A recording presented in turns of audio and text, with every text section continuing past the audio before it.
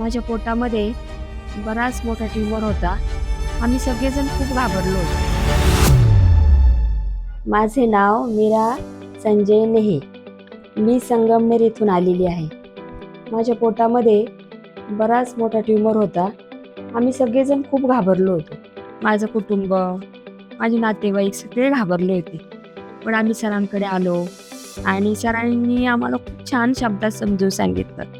त्यामुळे आमची भीती कमी झाली आणि मी ऑपरेशन करण्यासाठी माझी मनस्थिती नॉर्मल झाली की मी तयार झाले ऑपरेशन करायला. मग माझं ऑपरेशन करण्यात आलं.